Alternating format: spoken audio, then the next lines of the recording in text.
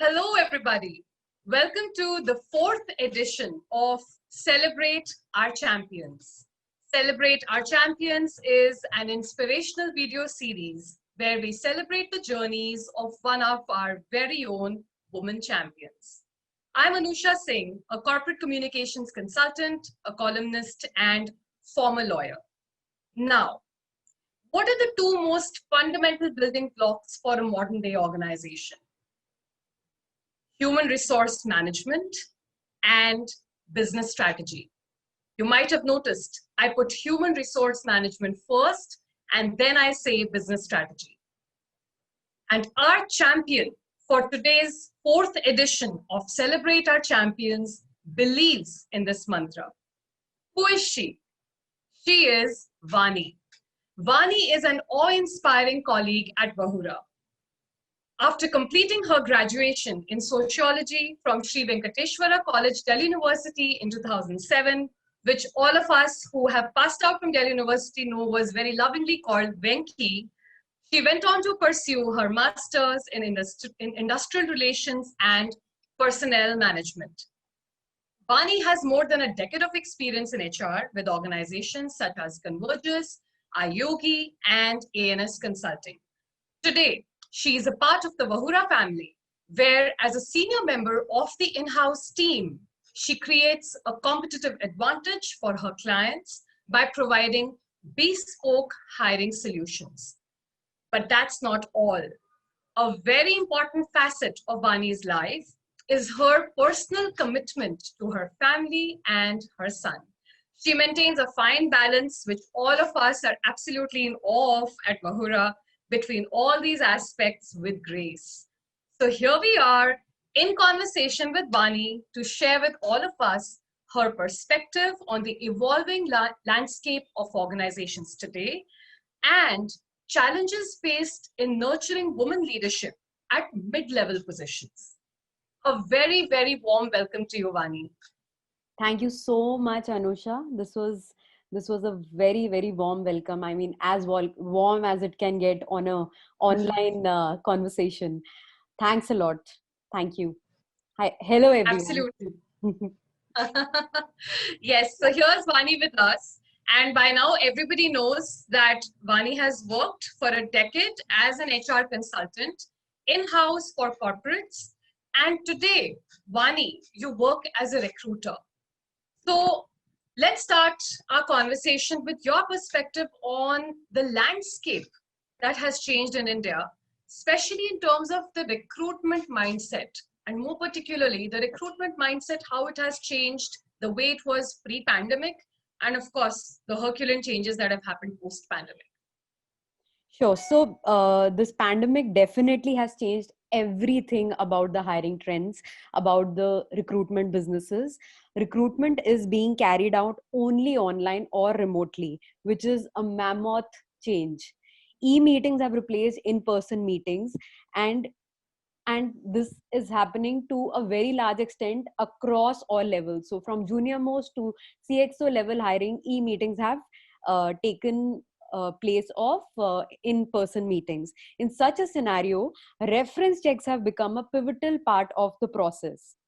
So it was always there, but now it's become a very, very important part of the process, so much so that client needs reassurances at all points in the interview process that this person who you have referred, hope you've done a good background check about this person. The other thing that we've seen changing is that clients are willing to engage more with expert search firm like ours, or where they have already existing relationships, even if it means that they have to shell out more recruitment fee. And that's because they want to cut any amount of time that goes wasted in hiring the wrong person, right? So these are the two major changes that we've seen in the ongoing pandemic recruitment trends. I hope this answers your question, Anusha, sorry. Sure. What stands out pretty much is that because the e-meetings have increased and companies are, of course, very cost conscious in the post-pandemic phase, clients are extremely willing now to go with consultants, because consultants such as Bahura and likewise, they provide extremely quality services with thorough checks. So the chances, as you said, of hiring a wrong candidate, or let's say a candidate who doesn't set well with the organization culture or the role requirements, is absolutely brought down to zero. Correct. So anything around that you would like to share, Vani, on how you go about with the reference bit of it? Because references was a requirement even earlier, but post-pandemic, how has it become even more probably stricter or foolproof? So there are two types of reference checks that we do. One is a formal reference check where we tell the candidates to give their own references. So that is one. And then there are informal reference checks which we try to do. It could be through various networks that we are part of, and this is all on no name basis or very discreetly, because there are formal reference checks that has been given by the candidate. So apart from that, to be very, very sure before referring a candidate, we try to find out about them, about from the network that they are part of, from the groups that they are part of. So when formal and informal checks are done, I think it's more holistic in terms of giving the right understanding about the candidate fitment to the client. Right. Yes. That was helpful to know. Yeah, we use both formal and informal ways of doing reference checks. Sure. Very helpful to know, very helpful for a lot of listeners who are in organizations who are looking out for the right human capital to build during this period. And of course, of the services that are available there. Okay, there's another trend along with this, what you mentioned in the recruitment landscape around the way the mindset shift has happened, and the acceptability to engaging with high quality recruitment services. Along with that, we've also seen on the other side, if you see the organizations such as, examples like Accenture India or the Tatas, they have begun to open up a lot of short-term roles, pilot project requirements, which help in a way professionals to come back to work after they have been on a break even. So is that a trend that is developing, or are we jumping the gun to call it a trend, or is it something that Indian corporate houses are consciously doing, or is it just a fallout of the pandemic gargantum changes that are happening? Sure. So it was already happening to some extent, but the pace was snail paced. Okay, it was very, very slow. However, thanks to the ongoing pandemic, organizations have embraced it like how. So everything, I mean, one of the biggest revelations that has happened in these pandemic times is remote working is possible. So across the globe, across sectors, across different levels, remote working is being embraced like never before. Same goes for professionals joining back workforce post a break. So beautifully put. I think it has a lot to do with the pandemic breaking mindsets, and how, since we've Correct. been, at relaunch, trying since forever, and talking about it and writing on it, and, engaging conversations on this, that how the mindset is the core issue, um, which stops organizations from engaging experts, engaging second career women, engaging professionals remotely, and, tapping into that huge gold mine of talent. But I guess, you've, as an expert, you have pretty much sounded out that yes, the pandemic has done the job there, and hence a lot of opening up of such small projects and, remote working, work that allows women to come back, and even other professionals to come back. So in that sense, corporates today, of course, are more amiable to onboarding professional who has a break on their resume, which used to be like, literally a death knell and such a fear factor in professionals' minds earlier. And are they also allowing such professionals then, when they do work remotely, to also work on flexi models, or how does it go in terms of the actual work model thereafter? Yeah, so there are, these spaces are opening up across levels and across categories, in the sense that, there are pilot projects, there are, secondments, there are temporary positions, then there are contractual roles. And for all these requirements, women or professionals who are, getting back to work after a break are being welcomed like never before. So when you say that women after a break are being welcomed, say on secondments, it could be across geographies. One is welcoming at the point of recruitment, and thereafter when you actually start working. Hmm. So have you noticed any changes post the onboarding in terms of how the functioning is, or is it how it used to be earlier, the same kind of benefits or the same kind of expectations or the same kind of work commitments So these are as things the that model?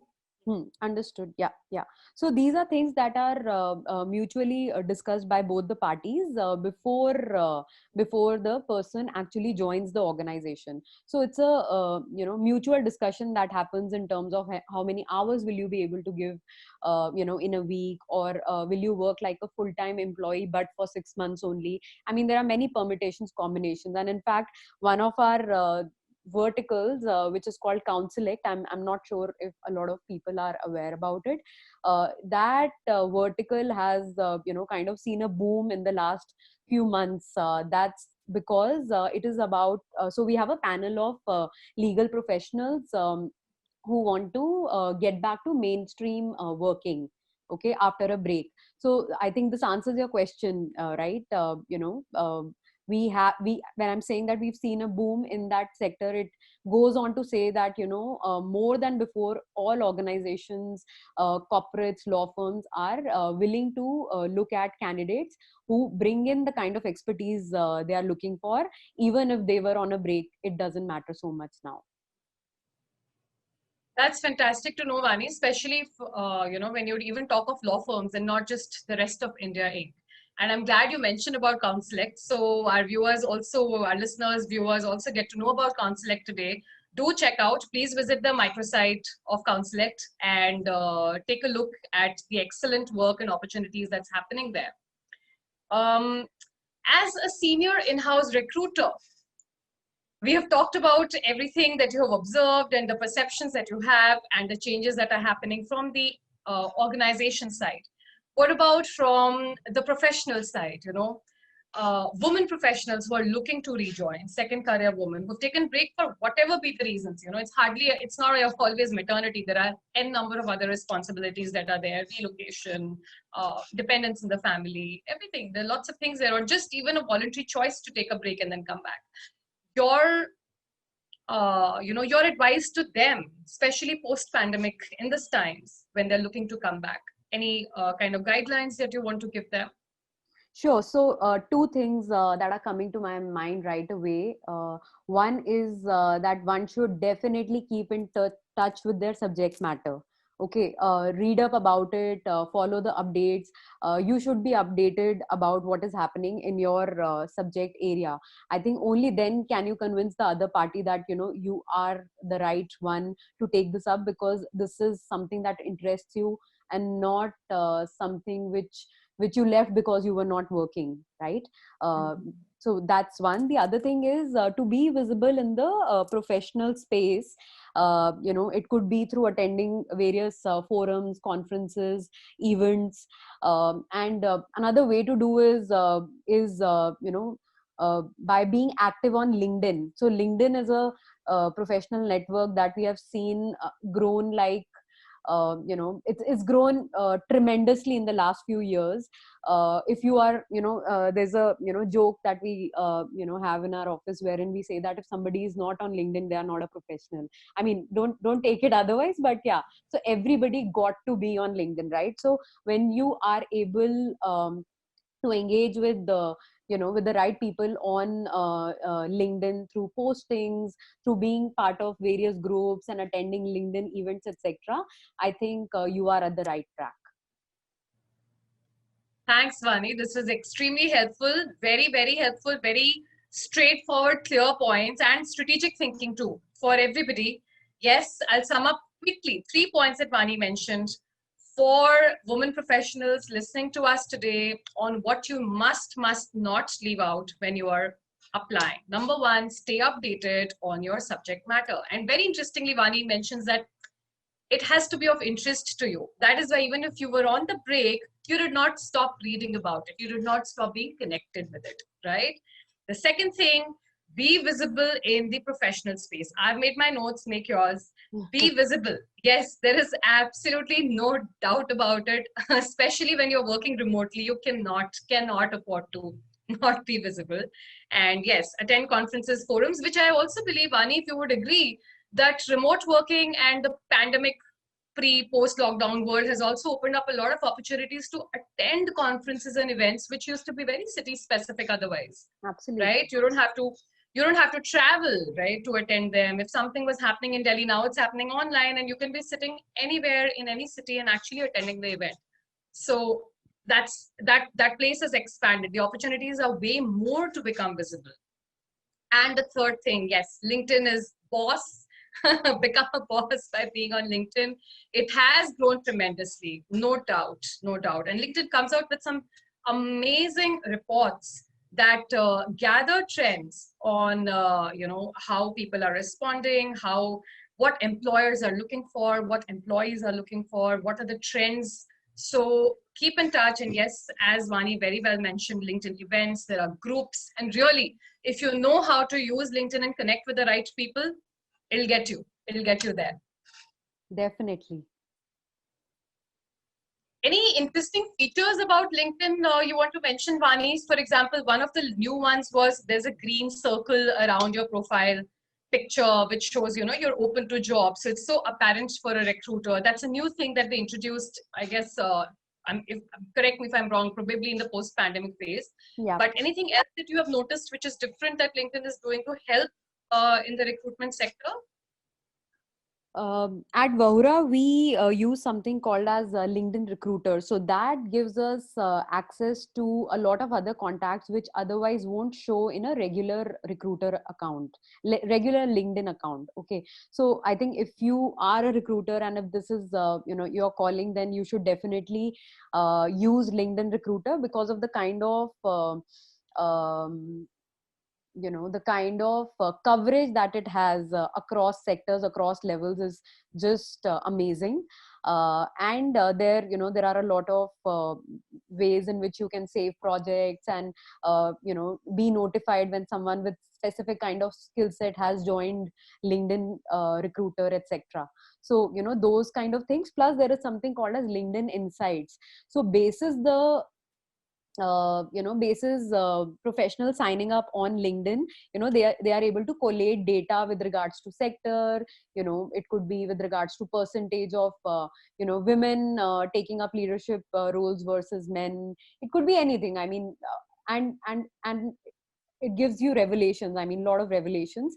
And most of the workforce in the country is on LinkedIn. So that is something which is a go-to place for us recruiters when we are discussing trends with the clients, because market information is something that we need to be on top of when we are recruiting. Thanks, Vani. That was extremely useful industry specific knowledge again. Thank you. We've talked a lot about work. We've gathered enough food for thought. Now we will gather a little bit of food for thought from your personal life. What makes you balance? I mean, I'm sure viewers will remember that I had mentioned you like a boss, manage your personal and professional life, your family, your son. So, of course, and the pandemic has shown people the stars in terms of dabbling parenthood along with work at home.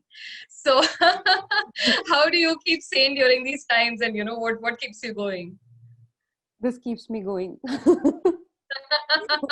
No, I mean, of course, that was on a lighter note.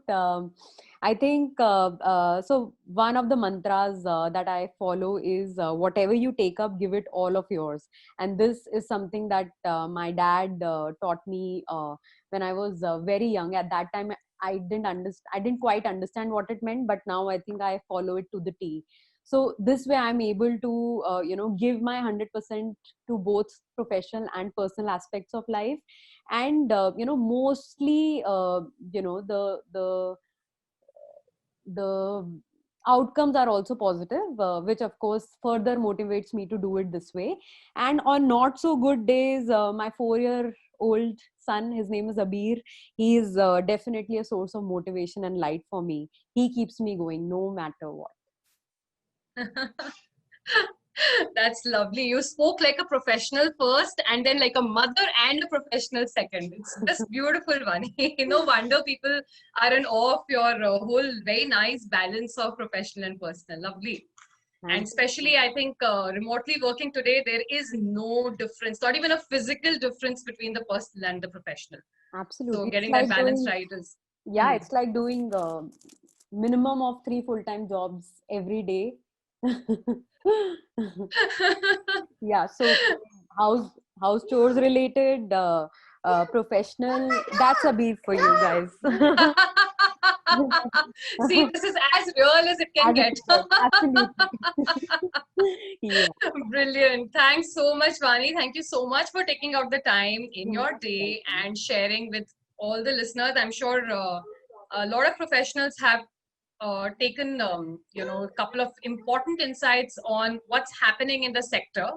And a lot of women professionals would be smiling and feeling, oh my God, someone is real, someone is showing the true story and talking about it. So lovely. Thank And you so much. everybody, thanks, Vani. Absolute pleasure. And everybody, if you want to listen into a couple of more conversations like these that we've had with our champions in the past, yes, this is where you go. This is our YouTube channel of Relaunch, Celebrate Our Champions. Go back, look at a couple of more videos and be inspired. Thank you. Thank you. Thank you. It was my pleasure as well. Thanks a lot, Anusha.